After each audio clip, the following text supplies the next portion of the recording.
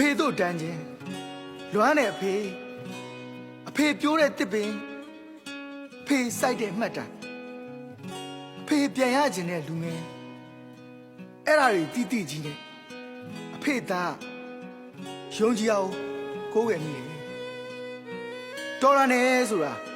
အခုခေတ်လူငယ်တွေရဲ့ရှင်ကျေးမှုအမှန်တရားအတွက်တိုက်ခိုက်ခြင်းတဲ့စိတ်တွေအတွေ့အကြုံနဲ့တပါသားတို့နှုတ်သေးတာတော့ဝန်ခံပါတယ်အဖေကတော်ဝင်စေခြင်းလို့ပြောတာသစင်း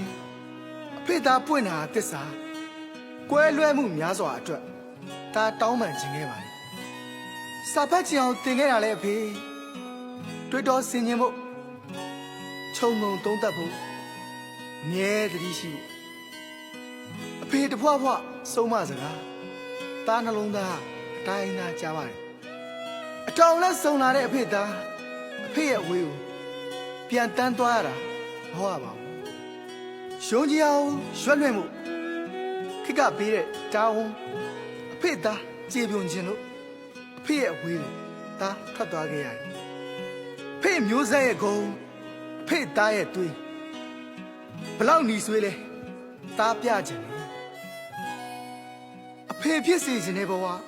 အဖေသားနောင်ကာလတစ်ခုမှာထူးစစ်ပြခြင်းလေအဖေနဲ့ဘာမှမတူတဲ့အဖေသား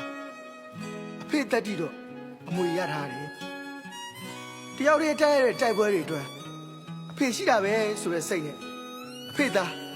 ရင်ဆိုင်ရဲခဲ့ပါလေကျေးဇူးပါအဖေခွန့်ကျွေးတဲ့ထမင်းတစ်လုံးနဲ့အဖေသားတိုက်ထုတ်ခဲ့ရမတရားမှုနောင်ကာလတစ်ခုမှာတရားမျှတမှုတွေကြီးစိုးတော့မှာပါဦးခိုက်တောင်းမှန်အဖေသားလူမှန်ကြီးကယုံကြည်ရအတွက်စက်မိုက်နေသေးပါလေအဖေသားတောင်းစုအမြဲပြုတာတစ်ခုကနေကောင်းချမ်းမှာအဖေကိုပြောစေချင်တာ